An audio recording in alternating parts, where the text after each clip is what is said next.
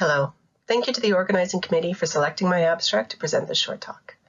My name is Christine McNair, and I'm presenting on behalf of myself and my colleague Jennifer Poulin from the Canadian Conservation Institute, as well as other collaborators.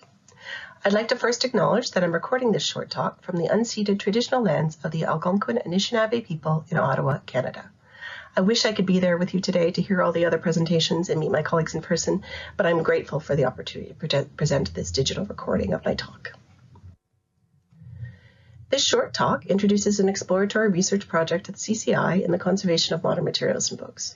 Though many are familiar with CCI, I would like to contextualize my role as the book conservator at CCI.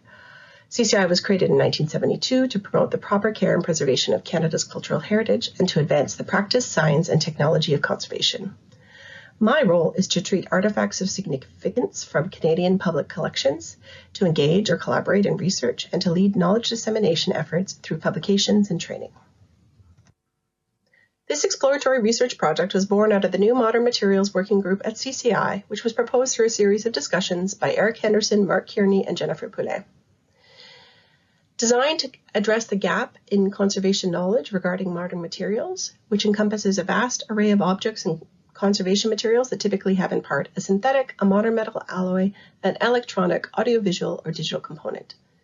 This group is formed with researchers from every department at CCI Chin and is really designed to be a multidisciplinary research collective where we can have discussions, talk about our work, and come up with proposals of ways in which we can address specific client-focused questions related to the care and preservation of modern material collections within Canada.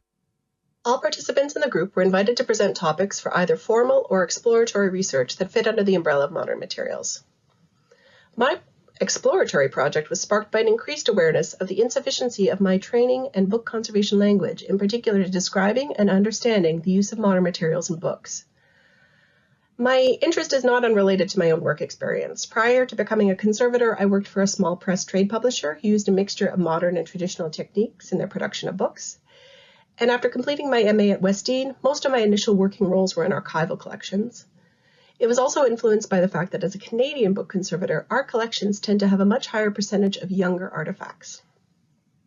Here on this slide and the next are some of the aspects which we propose to do in 2022 to 2024 as part of this project, including literature review, surveys of modern material samples in our collections, expanding our didactics, analytical testing of modern materials and books, identify collaborators in Canada and internationally, and develop a more formal research proposal for 2024-25. Contemporary book conservators receive little training in modern materials, focused almost exclusively on methods and materials used in hand binding and papermaking from the 19th century and earlier. This is accentuated in Canada by the complete absence of book conservation training in the conservation training programs. Modern papermaking that includes polymers, the variety of adhesives used in trade publishing, the use of synthetic leathers, these are all topics that have been under-researched and are poorly understood, both in terms of the identification of materials and their expected behaviors over time, and particularly at the bench level. I'll now quickly review 3 areas of interest in my exploratory project. The first is plastics and paper, and my interest in this topic was first piqued by a presentation at the Edinburgh Icon Conference in 2006 by Rachel Mustelish, Plastics and Paper, A History of Synthetic Polymers and Papermaking. I further was curious about it once I began supervising interns in particular who would revert to the language of their training, using 19th century terms for paper treatment, coatings, and fibers on very modern papers, which were in reality much more complex. It is worth noting that the broad category plastics and paper is vast, encompasses complex materials under study by many people in our field, including extruded plastic sheeting or stone paper, multi-layer inkjet papers, laminated plastic papers such as those used in children's books, and the use of polymers in vat during the papermaking process. A wide range of materials are used at various stages of papermaking and paper coating. I'm interested in this aspect to better understand what we're seeing and to not default to older terms.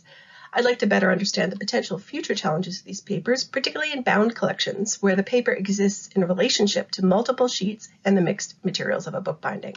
So some of the aspects of what we're interested in are on this slide here. My second topic of interest is commercial binding adhesives. There's a tendency to dismiss modern perfect bound publisher bindings as ephemeral objects, but there are many, as we know, that are currently part of and will continue to be part of future collections. My experience working in small poetry press, particularly where things can go out of print very quickly with exceedingly small print runs further emphasized for me that we do not entirely know what will be important and what is not.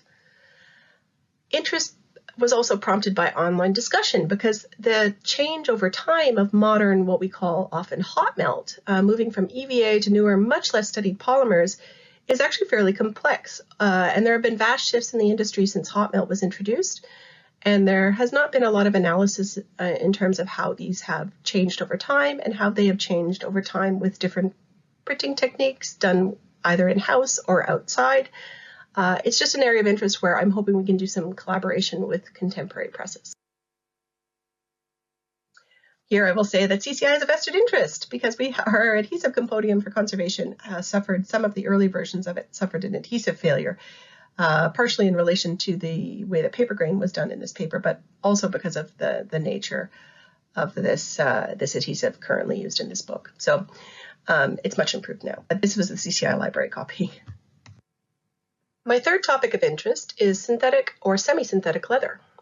The range of what we call artificial leather or synthetic leather is very wide. It incorporates a range of materials and timeframes. Techniques used to impress grain patterns onto less expensive types of leather were subsequently used and then altered in designing artificial leathers, often with a textile base and layers of pigments, oils, nitrocellulose, phthalates, etc. This is just a slide with some random examples.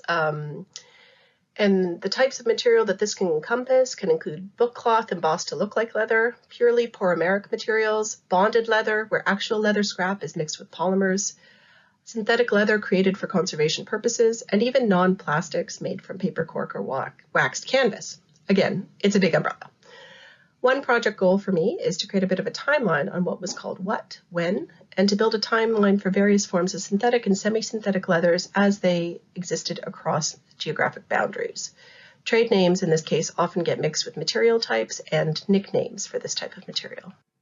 I'd like to now look at 3 examples of a book cloth coated with pyroxylin, a less nitrated form of nitrocellulose. All 3 samples were analyzed by Jennifer Poulin using pyrolysis, gas chromatography, mass spectrometry. This is a black ledger from a small community in Sointula, British Columbia. It was established by Finnish settlers as a utopian socialist society at the turn of the 20th century. Analysis of the multi-layer black coating on the ledger indicated that there were 4 coating layers adhered to a textile substrate. Cellulose nitrate, pyroxylin, is likely present in 3 of the layers, probably softened with heated linseed oil and beeswax. Fillers and pigments identified in the coating layers include kaolin and Prussian blue. The coating is adhered to the textile substrate with a collagen-type glue, and the analytical report had a beautiful image showing the 4 different layers, which were unexpectedly complex. In comparison, this slide shows a sample from recasing leather from a sample book, Bookcraft, a 1929 manual on book repair with a catalog of Gaylord Brother projects. In this case, there's 2 main layers, a clear top coat and a pigmented lower layer of black. Both layers have similar media composed of cellulose nitrate, heated castor oil, gum arabic, and pine resin. The phthalate plasticizers seem to be concentrated in the top coat.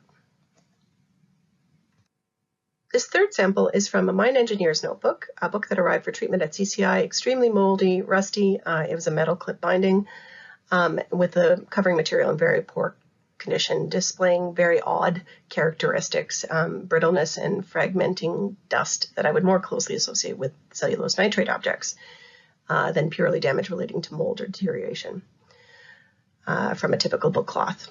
The black pigment is bone black. Both layers have similar media composed of cellulose nitrate, heated castor oil, gum arabic, and pine resin. It was also exposed to DDT at some point, so there's some trace degradation products there. But I'd like to go back and forth to show you how similar the chromatograms are of the sample book and the notebook. So here we can see the 2 overlaid chromatograms to show just how similar these 2 are. That's very interesting because their physical characteristics are quite different. This would have to do with the lives that these 2 samples have led, but it was interesting that they were so close when we did the analysis on the 2 samples. As you can see by this presentation, we're at very early stages with plenty of room for energy and curiosity. I claim no special expertise. I am just very interested in this topic and would love to speak with colleagues that are also interested in this topic and how we might approach it as these materials change over time. either in the 3 areas of interest which I've discussed here, or in other areas of modern materials and books specifically, interests that you may have. Thank you for your time and attention, and thank you to all of my colleagues. And I hope to hear from some of you soon. I hope you have a wonderful conference in Leipzig.